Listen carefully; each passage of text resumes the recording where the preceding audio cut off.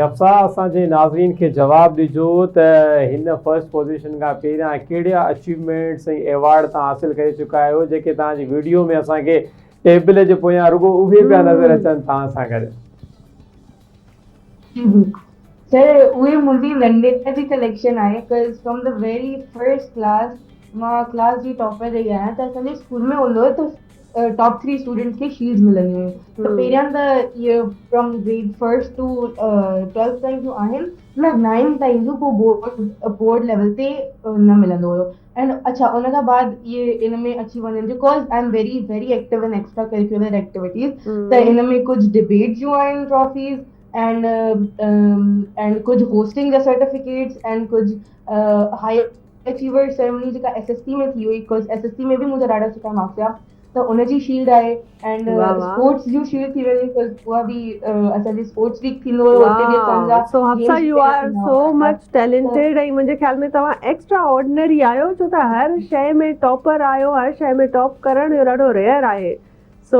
माशाल्लाह I am very much proud त अवां में एतिरो घणो टैलेंट आहे U are so much focused ऐं इन हवाले सां अवां कयो था अच्छा इहो ॿुधायो अवांजा सिबलिंग्स केतिरा आहिनि Hafsa? Ma'am, we are eight siblings, 5 daughters and मुंहिंजा बुके मतलब I have 4 sisters and 3 of them medicine में आहिनि and one जेको मुंहिंजी elder sister आहे उहा lecturer आहे and she is also pursuing PhD at Sakhra University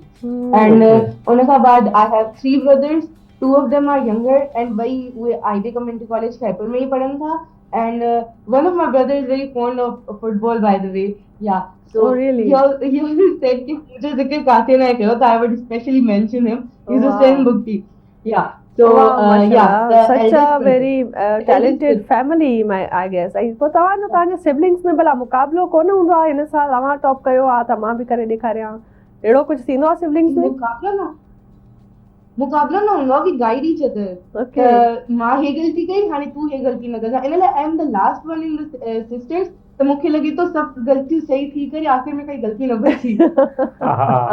इहो बि आहे अच्छा ॾिसो जेको बि टॉपर हुजे या एक्स्ट्रा ऑर्डिनरी स्टूडेंट हुजे को न को मज़मून हुनजे लाइ एतिरो मुश्किल हूंदो आहे जेको कॉम्प्लिकेटेड थी वेंदो आहे तव्हां भला हाणे ॿुधायो कहिड़ो एतिरो मुश्किल मज़मून तव्हांखे लॻो जंहिंजे मथां घणी महिनत करणी पई तव्हांखे या अञा ताईं तव्हांखे कुझु जीअं असांखे मैथ जा फार्मूला करे सम्झ न आया हाणे तव्हांजो छा is there any subject which you least enjoy? Least enjoyed त नथा चई सघूं but I put the most effort in it and उहा मां चवंदमि केमिस्ट्री हूंदी छो त मूंखे HSSC जी स्पेशली इंटर जी केमिस्ट्री ॾाढी ॾुखी लॻी organic it was a lot of carbons and hydrogens everywhere त उहा मुंहिंजे लाइ थोड़ी मुश्किल हुई but I would say irony है तो मुझे highest grade भी उनमें ही आयो I got 99% माशाल्लाह उनमें त एफर्ट में जो थी वेंदो जेको तव्हांखे मुश्किल लॻे तो उनमें तव्हां वधीक टाइम ॾियो then you will get the fruit of it अच्छा आप पेपर ॾेई आयो जॾहिं थोरो अंदाज़ो हुयो were you expecting त टॉप थी वेंदस करे वठंदस? No you have been topper since मतलब since the history न जॾहिं खां पढ़ो था पिया जी आपसा जी आई वुड से जॾहिं मां पेपर ॾेई आयमि त मुंहिंजो एक्सपेक्टेशंस हुयूं त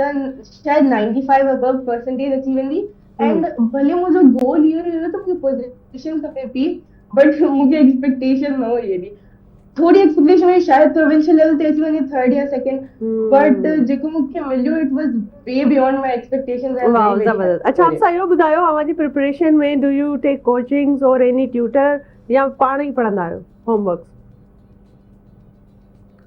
न बिल्कुल सेल्फ स्टडी आहे मां कॾहिं बि काई बि कोचिंग जॉइन न कई and I would say YouTube has been a big part of this journey मुझे जेको समझ में ईंदो you will get a lot of teachers there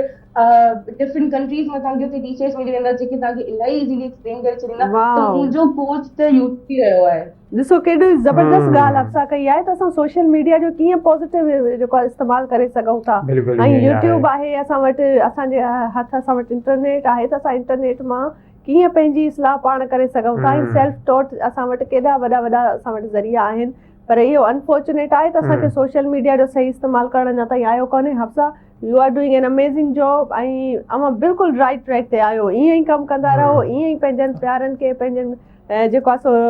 पंहिंजे मुल्क खे जेको अॻिते जेको आहे प्रमोट कयो असांखे समूरी सित खे। जी समूरी सिंध हफ्सा खे इहो आवाज़ ॿुधाए छो पकड़ायो। अवां छो जो रिप्रेज़ेंट कयो पिया ख़ैरपुर मीरस खे ऐं सिंध खे, त तव्हां छा था सम्झो अहिड़ा कहिड़ा तालीमी मसइला अवां जे साम्हूं आया जेके एड्रेस थियणु घुरिजनि, या हाणे छो जो अवां हिकिड़ी इंस्पायरिंग पर्सनैलिटी थी विया आहियो, खोड़ सारे स्टूडेंट्स खे बि अवां इंस्पायर कयो पिया, त तव्हां छा था सम्झो त कहिड़ा एजुकेशन जा प्रॉब्लम आहिनि जेके असांजे सिंध में रिज़ॉल्व थियणु घुरिजनि, पाकिस्तान में रिज़ॉल्व थियणु घुरिजनि, ताकी हफ्सा बुगटी जहिड़ा स्टूडेंट अञा वधीक निकिरी करे साम्हूं अची सघनि? सर मसला त आहिनि, बिल्कुलु आहिनि, मसला हूंदा आहिनि ऐं उन्हनि खे बिल्कुलु पॉइंट आउट बि करणु घुरिजे। जेतिरी मुंहिंजी अप्रोच आहे आई मेंशन त असांजे सिस्टम में road learning and fresh learning खे इलाही फोकस कयो वेंदो आहे त पढ़ो, ग्रेड्स लाइ पढ़ो एंड हिन लाइ पढ़ो। You should learn to like you should study to learn something new. त प्रेशर लर्निंग खे ख़तमु कयो वञे and critical thinking and skills building and skill classes थियणु घुरिजनि। इहो सभु जेको प्रैक्टिकल वर्ल्ड में बि तव्हांखे कमु अचे न, उन शइ खे इम्प्लीमेंट कयो वञे।